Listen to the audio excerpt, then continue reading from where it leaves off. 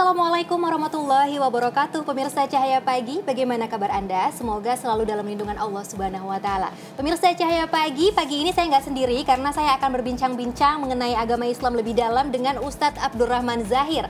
Assalamualaikum warahmatullahi wabarakatuh, Ustadz. Waalaikumsalam warahmatullahi wabarakatuh. Gimana kabarnya? Alhamdulillah baik. Baik, alhamdulillah. Ustadz, jadi ini kita akan membahas fenomena yang akhir-akhir ini lagi marak, yaitu fenomena jasa titip alias just tip. Mungkin beberapa masyarakat sudah tahu nih pemirsa di rumah apa sih just tip. Biasanya tuh Ustadz ya, misalnya nih saya mau belanja produk seperti jilbab atau baju, tapi karena susah untuk menjangkau tokonya atau memang pembelinya sangat banyak, rebutan gitu Ustadz. Jadi saya menggunakan jasa titip. Nah, jasa titip ini biasanya satu produk itu, setiap produk itu ada jasa titipnya. Bisa 10.000, 15.000 untuk per piecesnya. Nah, ini kira-kira seperti apa sih agama memandang fenomena yang satu ini?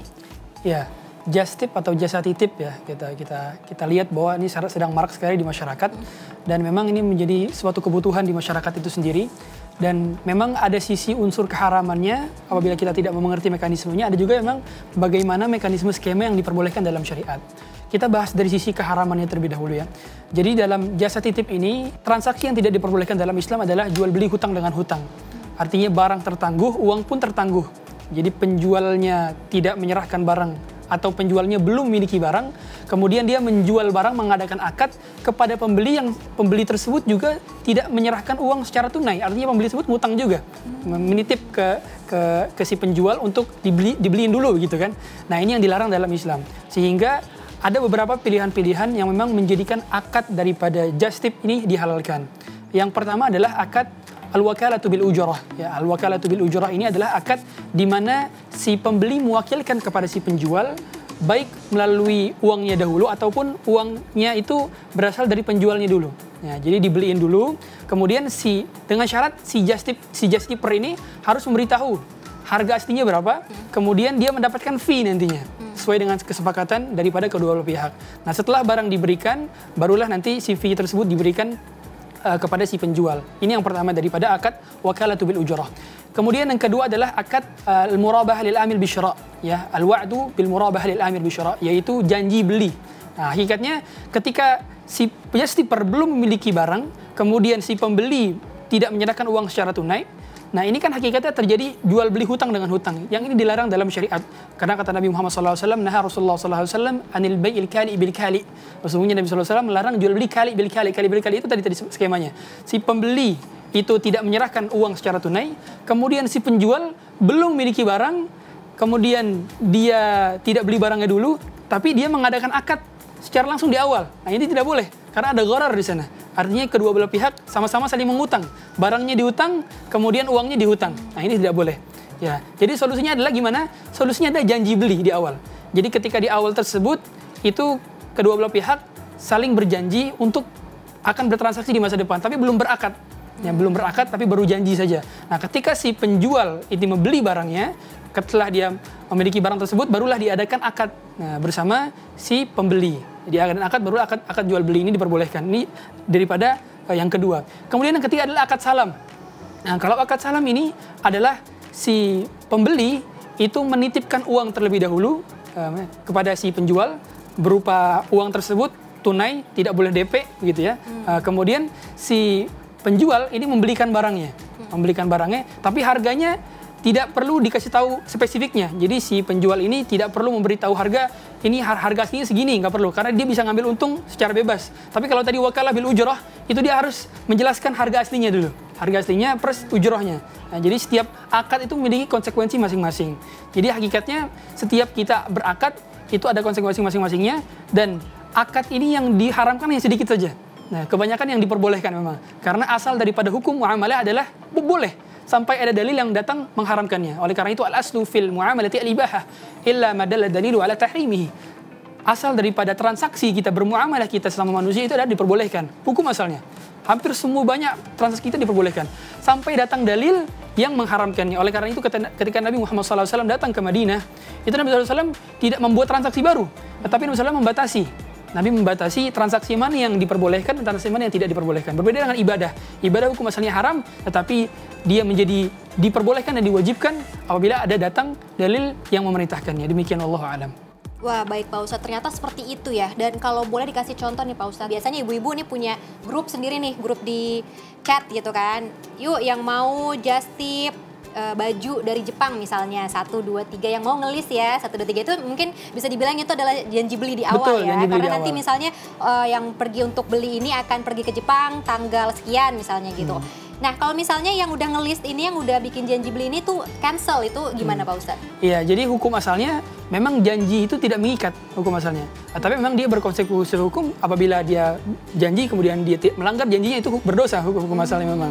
Tapi dia tidak mengikat, artinya tidak ada kewajiban apabila dia harus bayar, karena itu janji sifatnya hanya janji belum berakad begitu. Beda dengan akad memang dia berkonsekuensi hukum untuk menyelesaikan akad tersebut.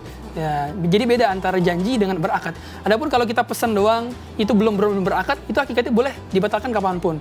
Tapi hakikatnya itu bagian daripada adab bertransaksi. Yang mana jangan sampai kita janji-janji doang tapi mengingkari janji tersebut. Karena ini diantara salah satu tanda orang yang munafik. Tidak boleh kita berjanji kemudian kita mengingkari janji kita. Jadi itu udah langsung ditanggung oleh yang punya jasa titip betul, ini ya Pak Ustadz ya. Baik, untuk adabnya sendiri Pak Ustadz boleh dijelaskan adab dari yang penyedia jasa titip dan juga yang menggunakan jasa titip? Iya, tadi kita sudah bahas dari segi si pembeli ya, dari segi pembeli. Adapun sekarang kita bahas bagi si penjual, bagi si just tipper ini. Tentunya bagi just tipper ini kita sarankan hanya menjual barang-barang komoditas yang memang halal saja. Jangan sampai kita menjual komoditas yang itu diharamkan, itu sudah jelas itu ada unsur keharamannya. Yang kedua, kita haruslah menjelaskan spesifikasi barang yang akan kita jual nantinya secara jelas. Jangan sampai ada buram, kita barang yang dijual ini ternyata yang sampai kepada si pembeli beda begitu kan. Ini kan ada unsur tadlis, ada unsur pengelabuan, ada unsur penipuan kepada si pembeli. Ini juga diharamkan dalam Islam. Sehingga kita haruslah sebagai just tipper, kita harus milih-milih barang dulu. Kemudian barang yang kita ingin jual tersebut kita jelaskan spesifikasinya secara detail, fotonya, kemudian ukurannya, barangnya. Karena kata Nabi Muhammad SAW, "Man aslafa fi syai'in fa fi kailin ma'lum, bi waznin ma'lum ila ajalin ma'lum." Jadi haruslah ketika kita melakukan akad salam harus spesifikasi jelas, timbangannya jelas, dan sampai batas waktu ditentukan jelas. Jadi mau dikirimnya kapan itu sudah dibahas oleh Nabi SAW. Jadi ketika kita melakukan akad salam harus jelas semuanya spesifikasinya sehingga tidak ada hal gharar di sana. Karena gharar itu akan menimbulkan kebencian dan permusuhan di antara sama manusia. Sehingga banyak akad-akad diharamkan itu ada hikmahnya. Hikmahnya adalah supaya manusia tidak saling bersengketa antara satu sama lain. Itu diantara mengapa akad riba diharamkan, gharar diharamkan, kemudian zalim diharamkan. Karena itu ada bibit-bibit di mana kita nanti bermusuhan kepada sama umat manusia, ini yang diharamkan. Sehingga yang diperbolehkan itu hikmahnya adalah untuk saling menguntungkan satu sama lain, simbiosis mutualisme. Sehingga Islam sangat menutup celah-celah di mana ada transaksi yang dapat menimbulkan perpecahan, permusuhan, dan kebencian antar sama manusia. Allahu a'lam. Pak Ustadz, satu lagi Pak Ustadz, tadi masih mengenai janji beli nih, yang misalnya saya masih agak teringat lagi nih, misalnya udah janji mau beli sesuatu barang, tapi penyedia jasa titip ini mungkin takut si pembelinya kabur nih, jadi dia boleh deposit dulu, nah seperti itu. Atau nanti misalnya ketika udah datang, barangnya dia nggak jadi beli, ada dendanya, nah itu seperti gimana Pak Ustadz? Iya. Jadi kalau tadi kita lihat ada deposit dulu, tadi kan masuknya berarti ke DP ya, down payment begitu tetap kan. nggak boleh ya, Jadi kalau down payment ini ada ketentuannya. Kalau misalkan down payment itu nanti hangus apabila dia tidak jadi beli, makanya tidak diperbolehkan. Kecuali apabila si penjual memang sudah memiliki barang. Nah, kalau penjual telah memiliki barang, kemudian ada DP di sana, maka diperbolehkan. Tapi kalau si penjual belum memiliki barang sama sekali, dia belum beli barangnya, kemudian dia masih nyari-nyari barangnya, kemudian ada down payment, dan ketika tidak beli maka jadi hangus, maka itu diperbolehkan. Karena ini kaitannya dengan jual beli hutang dengan hutang. Dan DP tidak boleh ada di sana karena ada unsur gharar yang tinggi. Sehingga kalau misalkan mau ada DP, ketika pembeli atau si penjual ini belum memiliki uang untuk membelinya, maka diperbolehkan ada istilah hamis jiddiyah, uang kesungguhan. Nah, uang kesungguhan ini adalah dititipkan, kemudian apabila tidak jadi, maka uangnya bisa balik lagi. Nah, uangnya bisa balik lagi, sehingga ini diperbolehkan dalam Islam. Adapun kalau DP yang mana nanti hangus apabila tidak diberikan, maka itu ada ketentuannya. Si penjual harus memiliki barang. Kalau penjual tidak memiliki barang, maka tidak boleh ada DP di sana. Wallahu a'lam. Baik Ustadz dan pemirsa Cahaya Pagi, jadi kalau boleh saya rangkum tentang jasa titip ini memang diperbolehkan asalkan dengan syarat dan ketentuan tertentu. Dan Pak Ustadz nih, boleh kasih hikmah ke pemirsa Cahaya Pagi tentang kenapa sih syariat Islam itu sangat mengatur banget soal muamalah sedemikian rupa sampai sedetil-detil seperti ini? Iya, Terlebih lagi di zaman sekarang ya, tentunya kita banyak transaksi baru, nama-nama model baru, just tip, COD gitu kan. Banyak istilah-istilah baru yang sebetulnya tidak dipahami masyarakat secara keseluruhan. Karena di kitab-kitab fikih pun itu sangat sedikit sekali yang membahas berkenaan dengan istilah-istilah ini. Jadi istilah ini bermunculan seiring perkembangan zaman. Apalagi sekarang ini kita berada di zaman teknologi digital, di mana semua serba digital, kita belanja online, kemudian kita transaksi via online, bahkan kita bayar segala macam via online juga. Ini kita harus mengetahui hakikat daripada fikih muamalah, begitu kan, hakikat daripada harta kita. Karena Nabi Muhammad SAW pernah bersabda, la tazulu qadama 'abdin hatta yus'ala an arba'. Jadi seorang kaki hamba itu tidak akan bergerak ketika di hari kiamat, yaumil qiyamah, hatta yus'ala an arba', sampai dia bisa menjawab 4 perkara. An umrihi fima afnah, umurnya untuk apa dia dihabiskan. An syababihi fima ablah, kemudian masa mudanya untuk apa dia habiskan, dia gunakan untuk pergunaan untuk apa. Kemudian an ilmihi fima amila bih, ilmunya apakah dia amalkan ilmunya atau tidak. Dan yang terakhir an malihi min aina iktasaba wa fima anfaqa, dan hartanya dari mana dia dapatkan dan untuk apa dia spend. Nah, ini akan ditanya. Tadi kalau misalkan umur, masa muda, ilmu, itu ditanya cuma 1 pertanyaan saja. Tapi kalau harta ditanya 2 pertanyaan. Dari mana dia dapat harta tersebut dan untuk apa dia spend harta tersebut. Sehingga kita haruslah bisa menjawab pertanyaan dari Allah Subhanahu wa taala ketika dia menghisab nanti, kita dapat pemasukan dari pemasukan yang halal atau yang haram, atau pemasukan yang syubhat. Sehingga harus kita pastikan dari sekarang, apakah pemasukan kita selama ini hanya pemasukan dari yang halal saja atau ada pemasukan haram. Nah, karena ini akan berpengaruh kita nanti menjawab pertanyaan dari Allah Subhanahu wa taala. Kaki kita nggak akan bisa bergerak sampai kita bisa menjawab pertanyaan dari Allah Subhanahu wa taala. Kemudian fima anfaq, akan ditanyakan juga, harta tersebut kita gunakan untuk apa? Apakah kita mempergunakan harta tersebut untuk melakukan pembelanjaan yang mana tidak sesuai dengan syariat, atau justru kita melakukan transaksi yang memang sesuai dengan syariat, tidak bertentangan dengan syariat.